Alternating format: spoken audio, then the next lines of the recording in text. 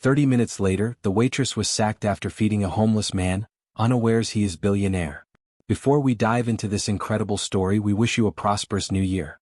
May every line fall perfectly into place for you and all your endeavors throughout 2026. Let us know where you're watching from in the comments. We'd love to hear from you. If stories like this touch your heart, hit the like button and subscribe to the channel. You're about to hear a story that will stay with you long after it ends, and tomorrow I have something truly special waiting for you. Rebecca Chin wiped down the counter for the third time that hour, her movements mechanical, practiced. The lunch rush at Belmont's fine dining had finally died down, leaving behind the usual wreckage of crumpled napkins, half-empty water glasses, and the lingering smell of expensive perfume mixed with grilled salmon. Her feet ached. They always ached. 6 years of standing on marble floors in heels that were part of the uniform had given her plantar fasciitis that she couldn't afford to treat. The doctor had said she needed special insoles. Those insoles cost $200. Rebecca made $12 an hour plus tips, and tips at Belmont's went into a pool that was divided by seniority. She was always at the bottom of that list. Rebecca. Margaret, the floor manager, snapped her fingers. Table 7 needs water. Now. Rebecca grabbed the pitcher and moved quickly. Margaret had been looking for reasons to write her up for months. 3 write-ups meant termination, and Rebecca already had 2. 1 for being 4 minutes late when her bus broke down. 1 for improper uniform presentation, when a button had popped off her shirt mid-shift. She needed this job. Her mother's nursing home cost $3,800 a month. Her younger brother was in community college, and she'd promised to help with his books this semester. Losing this job wasn't an option. At 2:47 p.m., Rebecca took her legally mandated 15-minute break. She grabbed her purse from the employee locker and stepped out the back entrance into the alley behind the restaurant. That's when she saw him. An old man, maybe 75, sat slumped against the dumpster. His clothes were filthy, layers of torn jackets and stained pants that looked like they hadn't been washed in months. His face was gaunt, hollow, with eyes that stared at nothing. In front of him sat a cardboard sign, "Please help. Hungry. God bless." Rebecca had seen homeless people before. The alley behind Belmont's was a regular route for those looking for discarded food. But something about this man made her stop. He wasn't moving. Not even a little. His chest barely rose and fell. Rebecca glanced back at the restaurant door. She had 13 minutes left on her break. She should go back inside, drink some water, rest her feet. Instead, she walked toward the man. "Sir?" she said softly, kneeling down beside him. "Sir, are you okay?" The man's eyes slowly focused on her face. His lips moved but no sound came out at first. "Water?" he finally croaked. "Please, water." Rebecca looked around frantically. She didn't have water. She didn't have anything except. She opened her purse and pulled out the sandwich she'd brought from home. Turkey and cheese on day-old bread. It was supposed to be her dinner, the meal that would get her through her double shift tonight at the convenience store. "Here," she said, unwrapping the sandwich. "Can you eat?" The man reached for it with trembling hands, but his grip was too weak. The sandwich fell to the ground. "It's okay," Rebecca said quickly. She picked it up, brushed it off, and tore off a small piece. "Small bites. Let me help you." She fed him slowly, piece by piece, watching as some color returned to his face. When half the sandwich was gone, she said, "Wait here. I'll get you water." She ran back inside, grabbed a plastic cup, and filled it from the tap. Margaret was in the office. The kitchen staff was busy with prep. Nobody noticed as Rebecca slipped back outside. The man drank greedily, water spilling down his chin. "Slow down," Rebecca said gently. "You'll make yourself sick." When the cup was empty, she refilled it twice more. By the time the man had finished drinking, Rebecca's break time was at 11 minutes. "Thank you," the man whispered. His voice was stronger now, clearer. "Thank you so much." "Are you going to be okay?" Rebecca asked. "Is there someone I can call? A shelter?" The man shook his head slowly. "No one. Just, thank you for seeing me. Most people don't." Rebecca felt her throat tighten. "I see you," she said. "You matter." She reached into her purse and pulled out the only cash she had. $8. It was supposed to buy her bus fare for the next 2 days, but she could walk. It was only 4 miles each way. "Take this." She pressed the bills into his hand. "Please. Get some real food." The man stared at the money, then at her, with eyes that suddenly looked much sharper, much more alert than before. "What's your name?" he asked. "Rebecca. Rebecca Chin." "Rebecca?" he repeated softly, like he was memorizing it. Thank you, Rebecca. She smiled and stood up, her knees protesting. I have to get back to work. Will you be okay? He nodded. I'll be fine now. Because of you. Rebecca glanced at her phone. She had 2 minutes to get back inside. She ran to the door, smoothed down her uniform, and stepped into the restaurant with 30 seconds to spare. Margaret was waiting for her. Where have you been? The floor manager demanded, her arms crossed, her face pinched with suspicion. My break. I had 3 minutes left. I saw you, Margaret interrupted, her voice rising. Through the security camera. I saw you outside with that vagrant. Rebecca's stomach dropped. I was just helping. You were fraternizing with a homeless person while in uniform. Margaret's eyes gleamed with something that looked like triumph. You were representing Belmont's fine dining, and you chose to associate yourself with the filth in our alley. He was hungry, Rebecca said, her voice shaking. He was dying. I don't care if he was dead. Margaret stepped closer, her voice venomous. Do you know what our clientele would think if they saw one of our servers feeding homeless people out back? Do you know what that does to our reputation? I was on my break. In uniform. Margaret jabbed a finger at Rebecca's chest. In our uniform, representing our establishment. Mr. Belmont has very specific standards about the image we project. Rebecca felt tears burning behind her eyes. I gave him my own food. My own money. I didn't take anything from the restaurant. That's not the point. Margaret's face was red now. The point is you showed poor judgment. You embarrassed this establishment. And frankly, Rebecca, you've been a problem since day one. That's not fair. You're terminated. Margaret said the words with satisfaction. Effective immediately. Remove your uniform and leave the premises. You'll receive your final paycheck in the mail. The world tilted sideways. Rebecca grabbed the counter to steady herself. Please, she whispered. Please, I need this job. My mother. Should have thought about that before you decided to play Mother Teresa in our alley. Margaret turned on her heel. You have 5 minutes to collect your things and leave. Security will escort you out. Rebecca stood there, frozen, as Margaret walked away. The other servers were staring at her. Some looked sympathetic. Most looked relieved it wasn't them. 4 minutes later, Rebecca was standing in the alley, her purse clutched to her chest, wearing her street clothes. The security guard had walked her out like she was a criminal. The old man was still there, sitting against the dumpster. He looked up when he saw her. Rebecca? He said, struggling to his feet. What happened? Why? I got fired, she said, her voice hollow. For helping you. I got fired. The man's face changed. Something hardened in his expression, something that looked nothing like a dying homeless person. They fired you for giving me food? Rebecca nodded, the tears finally coming. I have to go. I have to figure out. I don't know what I'm going to do. My mother's nursing home, my brother's tuition, She couldn't finish. She turned and started walking, her vision blurred with tears. Behind her, the old man pulled out a cell phone from beneath his layers of clothing. A very expensive cell phone. James, he said when someone answered. It's William.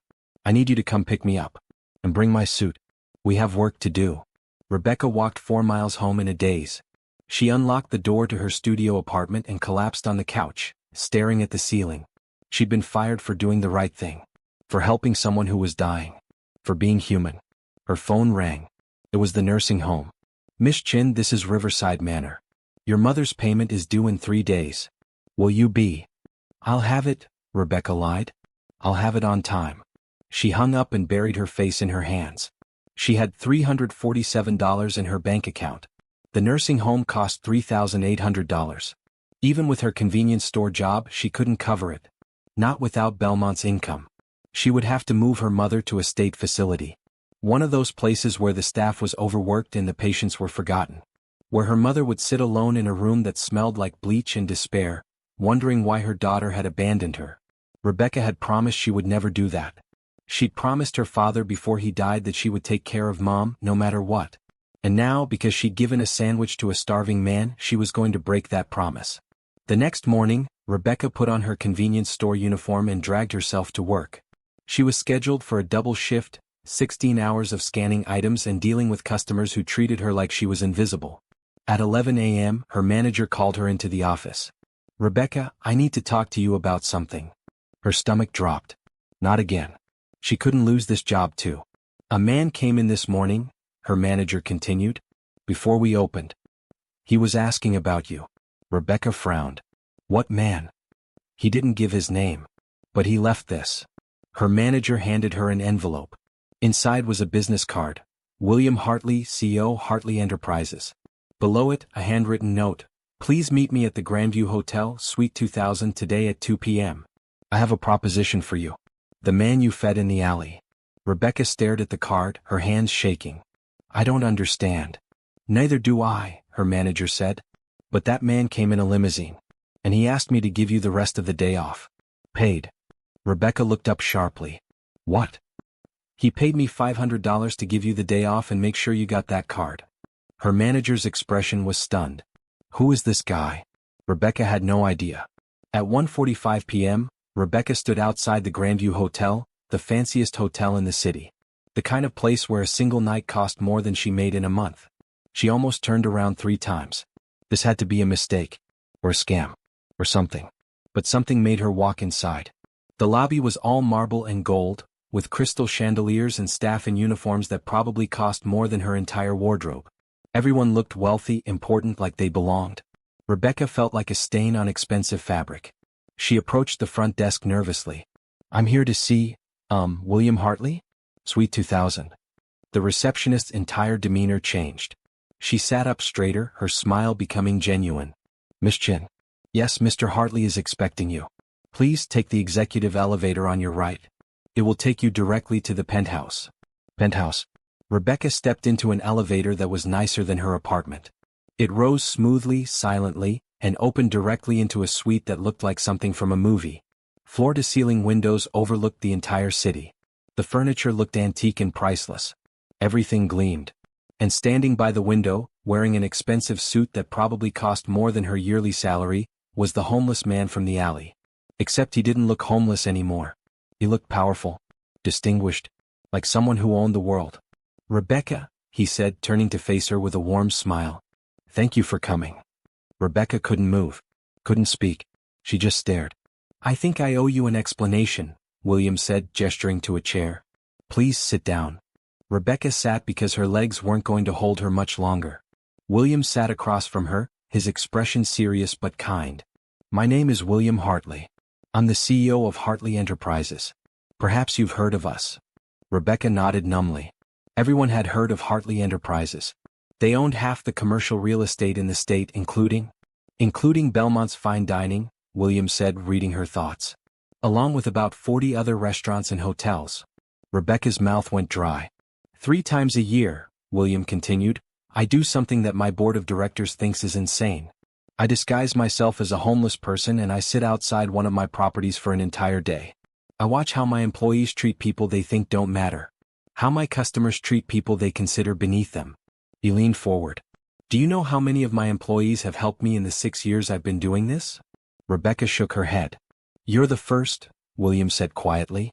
Out of 18 different locations, hundreds of employees, thousands of customers, you are the first person who stopped to help. Rebecca found her voice. I don't understand. Why? Why did I do it? William smiled sadly. Because my company has a culture problem. My managers hire people who look good on paper but are rotten inside. People like Margaret who valued appearance over humanity. People who've forgotten that service means serving everyone, not just those who can afford our prices. He stood and walked to the window. When I built this company, I had a vision. I wanted every property to be a place where people were treated with dignity. Where kindness mattered more than profit margins. But somewhere along the way that vision got lost. People like Margaret took over and people like you? He turned to look at her. People with actual character and compassion were driven out. She said I embarrassed the restaurant, Rebecca whispered. She was wrong, William said firmly. You represented exactly what Belmont should be. What all my properties should be. You saw someone suffering and you helped. You gave your own food, your own money, knowing it would cost you. That's not embarrassing. That's extraordinary. Rebecca felt tears sliding down her cheeks. I still lost my job. Margaret lost hers this morning, William said. Along with the general manager who backed her decision. I've spent the last 12 hours reviewing Belmont's personnel files. Do you know how many complaints have been filed against Margaret? 23. From staff members who were too afraid to escalate because they needed their jobs. He walked over to his desk and picked up a folder.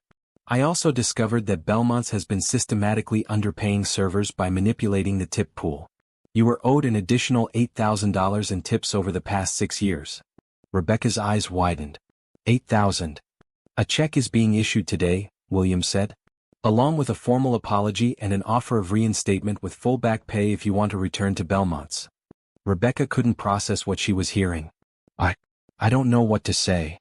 Don't say anything yet, William held up a hand. Because that's not why I asked you here. He handed her the folder. Inside was a job offer letter. Director of Guest Relations, Hartley Enterprises, Rebecca read aloud. Her voice shook. Salary, $120,000 annually, plus benefits, plus performance bonuses. She looked up, certain this was a dream. This can't be real. It's very real, William said. I need someone to help me fix the culture in my company. Someone who understands what real service means. Someone who has character and compassion and isn't afraid to do the right thing even when it costs them. He sat down across from her again. I need someone like you, Rebecca. Someone who would give their last sandwich to a dying stranger. Someone who would sacrifice their own well-being to help someone else. Rebecca was crying openly now. Why me? You don't even know me. I know everything that matters, William said gently. I know you've been supporting your mother's nursing home care on minimum wage. I know you're helping your brother through college. I know you work 70 hours a week and still can't make ends meet. I know you were 4 minutes late one time in 6 years because your bus broke down, and they wrote you up for it. He leaned forward. And I know that when you saw someone dying in an alley, you didn't hesitate. You didn't calculate the cost. You didn't worry about getting in trouble. You just helped. That tells me everything I need to know about who you are. Rebecca looked at the job offer through her tears. $120,000. She could pay for her mother's care, help her brother graduate, maybe even save something for herself. I don't have experience, she said. I'm just a waitress. You're not just anything, William interrupted. You have something that can't be taught in business school. You have humanity. Everything else I can teach you. Rebecca read the job description again. It outlined responsibilities she'd never imagined having. Working with managers across all Hartley properties. Developing training programs. Creating policies that prioritized people over profit. When would I start? She heard herself ask. William smiled. Monday if you're ready. We have a lot of work to do. Rebecca looked at him, this billionaire who had tested her without her knowing, and she realized something. She could have walked past him. She could have gone back inside after giving him water. She could have kept her $8. She would still have been fired. Margaret had been looking for a reason and she would have found one eventually. But she wouldn't have this moment. This opportunity. This chance. Okay, Rebecca said, her voice stronger now. Yes. I accept. William stood and extended his hand. When Rebecca shook it, she felt the roughness of his palm, the calluses that hadn't been there by accident. You really sat out there for an entire day? She asked. 14 hours, William confirmed. In the cold. Without food or water until you came. I wanted to know what it really felt like. And I learned something important. What? That the people who have the least are often the ones who give the most, William said quietly. And that I'd built an empire that had forgotten the one thing that actually matters. Treating people like they're human. He walked her to the elevator. Before she left, he said, Rebecca, I want you to know something. What you did yesterday, that wasn't just kindness. It was courage. It took courage to help me when you knew it might cost you. And it did cost you. But courage always costs something. Rebecca nodded, unable to speak. The question is, William continued, what do we do with the opportunities that courage creates? The elevator doors closed and Rebecca rode down thinking about that question. What would she do with this opportunity? She would change things. She would make sure that people like Margaret couldn't fire people like her for doing the right thing. She would create a company culture where kindness wasn't punished, it was celebrated. She would honor the sacrifice she'd made by making sure it wasn't in vain. When Rebecca got home that evening, she called her mother's nursing home. This is Rebecca Chin. I wanted to let you know that the payment will be on time. And actually, I'd like to upgrade my mother to the private room with the garden view. The administrator sounded surprised. Miss Chin, that room is significantly more expensive.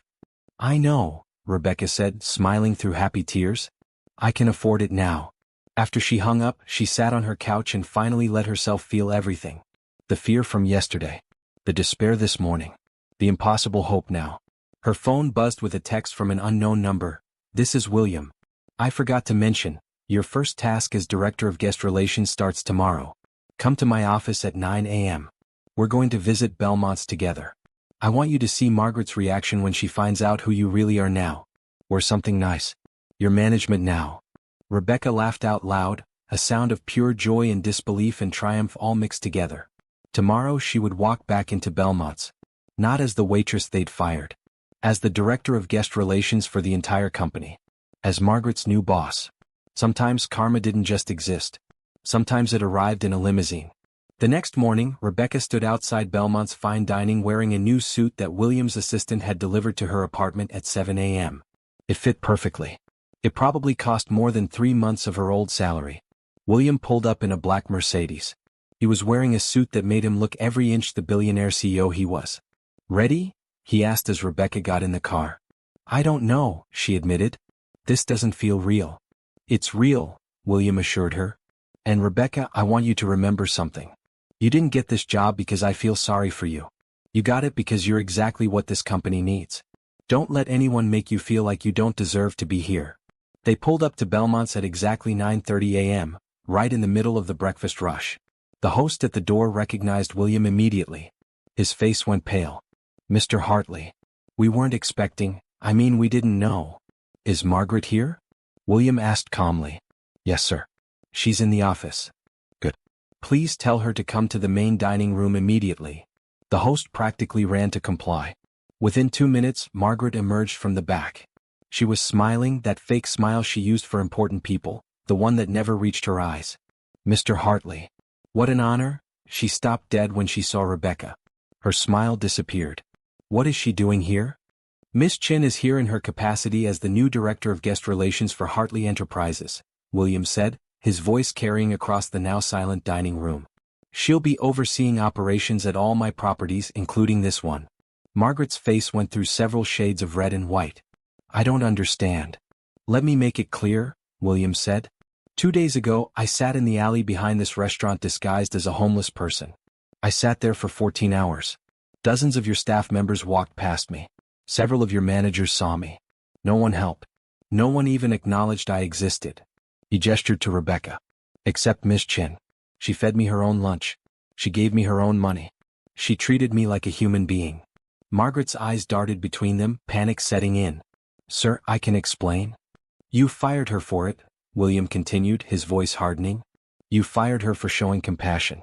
For helping someone in need. You told her she embarrassed this establishment. You called basic human decency poor judgment." The dining room was completely silent now. Every customer, every staff member was watching. "Mr. Hartley, I was just following company policy." "There is no company policy that says helping people is grounds for termination," William cut her off. "There is, however, a policy about creating a hostile work environment. There's also a policy about mismanagement of staff tips, which I discovered you've been violating for years." Margaret's face drained of all color. "You're terminated, effective immediately," William said. "Security will escort you out. You'll receive your final paycheck in the mail." He used her exact words from 2 days ago. Rebecca saw the moment Margaret realized it. "Please," Margaret whispered. "Please, I need this job. My mortgage." "Should have thought about that before you decided to punish kindness," William said coldly. 2 security guards appeared. Margaret looked at Rebecca one last time, her expression full of hate and desperation, and then she was gone. William turned to the assembled staff. "I want everyone to understand something. This company was built on the principle of service. Real service. Not just to people who can afford our prices but to everyone. If you can't treat all people with dignity and respect, you don't belong here." He put his hand on Rebecca's shoulder. "Miss Chin represents the values I want to see in every employee. Compassion, courage, and character. She'll be working with all of you to make sure those values are reflected in everything we do." One of the younger servers started clapping. Then another. Soon the entire staff was applauding and several of them had tears in their eyes. After the meeting, as William and Rebecca walked back to the car, he said, "How do you feel?" "Like I'm in a dream," Rebecca admitted. "Like I'm going to wake up back in my apartment with no job and no way to pay my bills." William smiled. "It's not a dream.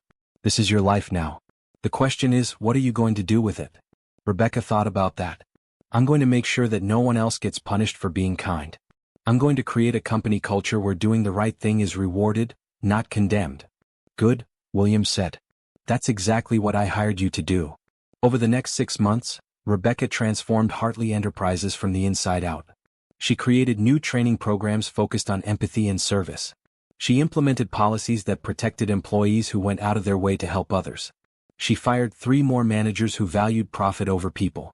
And every Friday she and William had lunch together to discuss the changes and challenges. You know what's funny? William said one afternoon as they ate in his office. My board of directors thought I was crazy for hiring you. They said you had no experience, no credentials, no business being in a leadership position. Rebecca smiled. What changed their minds? You did, William said. Our customer satisfaction scores have increased by 40%. Employee retention is up 60%. And revenue, despite all their fears that focusing on kindness would hurt profits, is up 25% across all properties. He leaned back in his chair. Turns out, when you treat people well, they want to work for you and buy from you. Who knew? You did, Rebecca said. That's why you sat in that alley. William nodded. I needed to know if my company still had a soul. And you showed me it did. Or at least it could. Rebecca's phone buzzed. It was her brother. Just got my acceptance letter to State University's engineering program. 4-year scholarship. I'm going to be an engineer, sis. She showed William the text, her eyes wet. You made that possible, William said. By being who you are. By choosing kindness even when it cost you everything.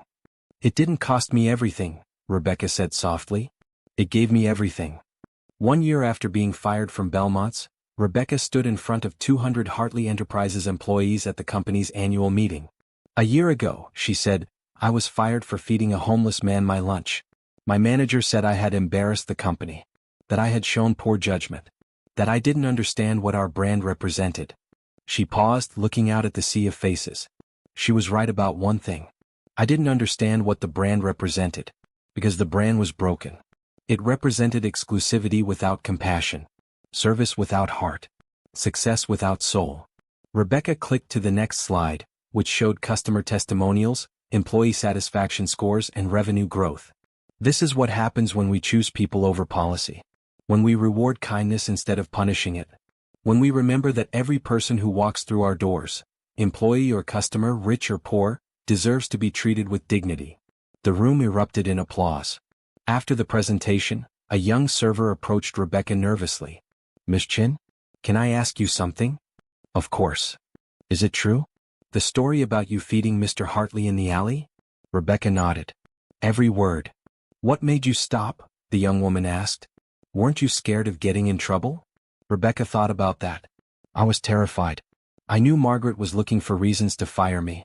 But I saw someone suffering and I couldn't walk past. Some things are more important than keeping a job. Even if it costs you everything? Rebecca smiled. Especially then. Because that's when it means the most. The young server nodded slowly, then said, Last week I gave my coat to a homeless woman outside our restaurant. My manager saw and told me it looked bad for the brand. I was afraid I'd get fired like you did. What happened? Rebecca asked. He tried to write me up. But then he remembered the new policies you created. The ones that protect employees who help people. So instead of getting written up, I got Employee of the Month. The girl's eyes filled with tears. Because of you, I didn't have to choose between being kind and keeping my job. Rebecca hugged her, and in that moment, she understood exactly why William had hired her. It wasn't about changing policies or improving metrics. It was about changing hearts. One person at a time. That evening, Rebecca visited her mother at Riverside Manor. The private room with the garden view was filled with afternoon sunlight. Her mother sat in a comfortable chair, looking stronger and happier than she had in years. How's my successful daughter? Her mother asked with a warm smile. Tired, Rebecca admitted, sitting down beside her. But good. Really good. Her mother took her hand. Your father would be so proud of you, honey. Not because of your fancy job or your salary. But because you stayed true to who you are. You didn't let the world make you hard. Rebecca squeezed her mother's hand. I almost did. After I got fired, I was so angry. I wanted to hate everyone. To stop caring. But you didn't. No, Rebecca said. Because you raised me better than that. They sat in comfortable silence, watching the sun set over the garden. Then her mother said something that made Rebecca's chest tighten. Do you know why I was never worried about you? Even when we had nothing, even when things were at their worst. Why? Because you've always had something that can't be taken away. You've always been kind. And kindness, real kindness, is the most powerful thing in the world. It's stronger than money, stronger than power, stronger than fear. Her mother smiled. Kindness always finds a way. Rebecca thought about those words as she drove home that night. Kindness always finds a way. She'd been fired for being kind. And that firing had led to the opportunity of a lifetime. She'd lost everything. And in losing everything, she'd gained more than she'd ever imagined. Maybe that was the secret. Maybe you had to be willing to lose everything for the right reasons before you could gain anything that mattered. 2 years after the day in the alley, William announced his retirement. At 73, he was ready to step back from day-to-day operations. The board of directors met to discuss his replacement. The vote was unanimous. Rebecca, William said when he called her into his office. The board would like to offer you the position of CEO of Hartley Enterprises. Rebecca stared at him in shock. Me? William, I've only been here 2 years. And in those 2 years, you've transformed this company more than anyone else has in its 40-year history, William interrupted. You've proven that success and compassion aren't mutually exclusive, that you can be profitable and still have a soul. He handed her a folder. This is the contract. I hope you'll accept. Rebecca opened it with shaking hands.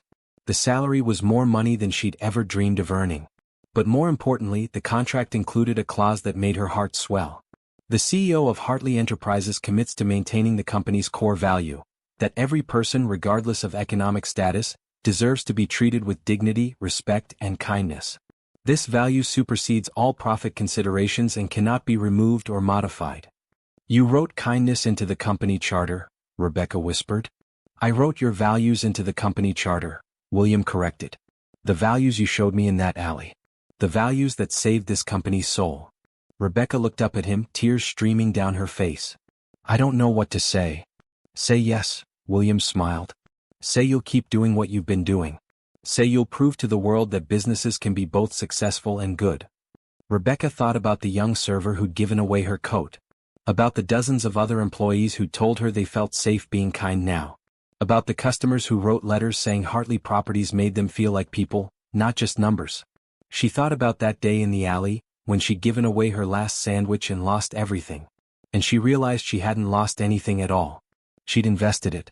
And now, that investment was paying dividends beyond measure. Yes, she said. I accept. William stood and embraced her. Thank you, Rebecca. For stopping. For caring. For showing me that everything I'd built wasn't lost. It just needed someone like you to remember what it was really for. 5 years after being fired for feeding a homeless man, Rebecca Chin stood on stage at a business conference, addressing 3,000 executives and entrepreneurs. 5 years ago, she said, I was a waitress making $12 an hour. I had 2 write-ups and was 1 mistake away from unemployment. And then I made a choice. I fed a homeless man in an alley and I lost my job. She paused, letting that sink in. Best decision I ever made. The audience laughed. But here's the thing, Rebecca continued. I didn't know that homeless man was actually a billionaire. I didn't know my act of kindness would lead to anything except unemployment. I helped him because it was the right thing to do. Period. She clicked to the next slide, showing Hartley Enterprises' growth over the past 5 years. This is what happens when you build a business on kindness. When you treat people, all people, like they matter. Our revenue has tripled. Our employee retention is the highest in our industry. Our customer satisfaction scores are off the charts. Another click. This slide showed social media posts from employees and customers, all talking about how Hartley Properties made them feel valued, seen, heard. But more important than any of these numbers, Rebecca said, her voice thick with emotion, is this.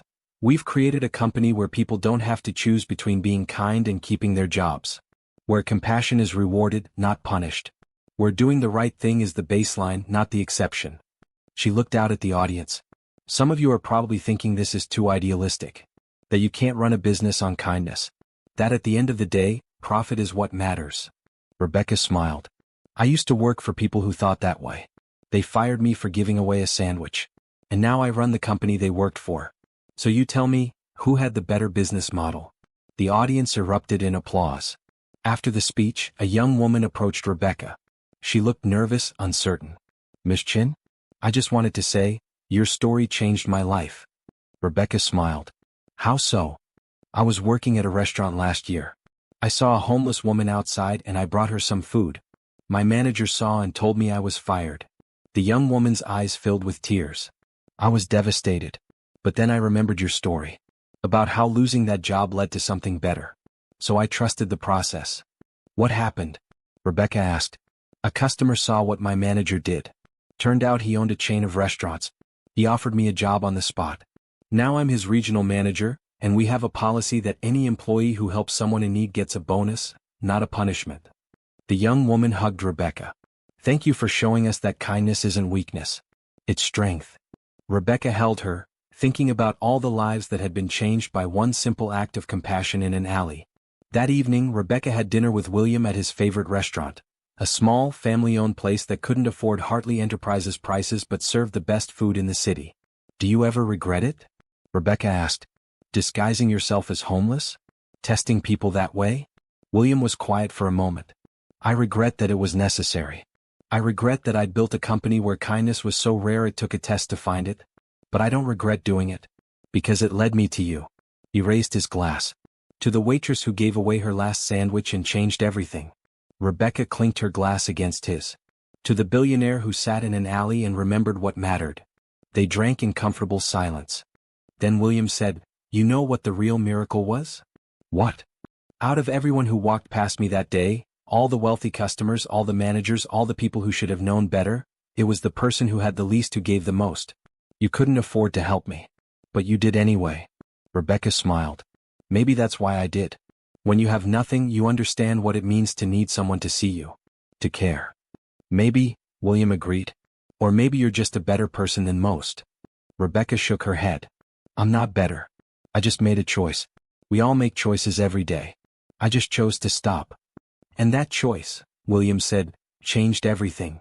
10 years after the day in the alley, Rebecca created the Hartley Foundation, a nonprofit dedicated to helping people who had been fired for acts of kindness. It provided legal support, financial assistance, and job placement services. The foundation helped 847 people in its first year alone. Every Friday, Rebecca volunteered at the foundation's offices, meeting with people who'd lost jobs for helping others. People like the cashier who'd been fired for letting a hungry child take a candy bar. The security guard who'd been terminated for giving his coat to someone sleeping outside. The teacher who'd lost her position for buying school supplies for low-income students. One Friday, a young man came in. He looked defeated, broken. I was fired yesterday, he said, for feeding a homeless person outside my restaurant. My manager said I was stealing company food. But it was my own lunch. My own money. He looked at Rebecca with tears in his eyes. I don't know what to do. I have rent due. I have bills. I know, Rebecca said gently. I know exactly how you feel. She told him her story. About the alley, about Margaret, about losing everything for doing the right thing. What happened to you? The young man asked. After you got fired? Rebecca smiled. Everything changed. I lost a $12 an hour job and I found my purpose. I lost security and I gained something much more valuable. What? Proof that kindness matters, Rebecca said.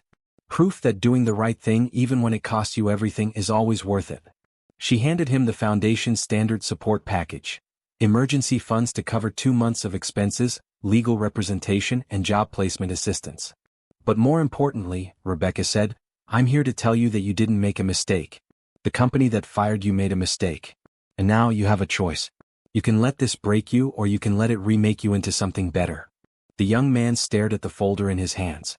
I don't understand. Why are you helping me? Because 10 years ago someone helped me when I needed it most. And the only way to honor that gift is to pass it forward. 3 months later, that young man was working at Hartley Enterprises. 2 years after that, he was running his own foundation helping others who'd been punished for being kind. The circle continued. The kindness spread. One person at a time. 20 years after being fired for feeding a homeless man, Rebecca Chin stood in front of the rebuilt Belmont's Fine Dining, now the flagship of a company that had 300 properties in 15 countries. They were dedicating a plaque in the alley behind the restaurant. The same alley where Rebecca had knelt beside a dying man and changed her life. The plaque read, On this spot, kindness defeated cruelty, compassion conquered indifference, and one woman's choice to stop changed everything. May all who pass here remember, every person matters, every act of kindness counts, and sometimes losing everything is the only way to find what really matters. William stood beside her, now 90 years old but still sharp, still present. "Do you think people will understand?" he asked, looking at the plaque. "Some will," Rebecca said. "And maybe that's enough. Maybe if we change one person's heart, they'll change another, and eventually the world becomes a little kinder." William nodded. "That's all I wanted. When I sat in this alley 20 years ago, I just wanted to know if kindness still existed. If anyone still cared." He turned to Rebecca. "And then you stopped. And you saved my life. Not the fake homeless person's life. My life. The life of a lonely, bitter old man who'd forgotten why anything mattered." Rebecca took his hand. "You saved my life too. You showed me that kindness isn't weakness. That doing the right thing even when it costs everything, leads somewhere better." They stood in the alley, two people bound by a choice made 20 years ago, and they understood something that the world was still learning. Kindness is never wasted. It's always an investment. And sometimes, the return on that investment is more valuable than any fortune. That evening, Rebecca went home to her family, her husband Marcus, the other server from Belmont's who'd supported her through everything, their two children, and William, who had become the grandfather they never knew they needed. They gathered around the dinner table, and Rebecca looked at each face, filled with love and gratitude. "Mom," her daughter asked, "is it true you got fired for feeding Grandpa William?" Rebecca smiled. "It's true. But that's not fair," her son protested. "You were just being nice." "Life isn't always fair," Rebecca said. "But kindness always matters. Even when it costs us. Especially when it costs us." Her daughter thought about that. "So you do it again? Even knowing you'd get fired?" Rebecca looked at William, who smiled back at her with eyes full of love and gratitude. She looked at Marcus, who'd stood by her through everything. She looked at her children, who existed because she'd made one choice to stop in an alley. "Every single time," she said. Without hesitation. Because that's what she'd learned in 20 years. You don't choose kindness because it's easy or profitable or safe. You choose it because it's right. You choose it because someone needs help and you can give it. You choose it because, at the end of the day, how you treat people when they have nothing to offer you is the only measure of character that matters. Rebecca had been fired for feeding a homeless man. 30 minutes later, her life was over. And then it began. If this story moved you, hit that like button and subscribe. Share it with someone who needs to remember that doing the right thing is never wrong, even when the world punishes you for it. Because kindness is never wasted. It's always an investment. And sometimes, losing everything is the only way to find what really matters. Until next time, stay kind, stay brave, and never stop doing the right thing, no matter the cost.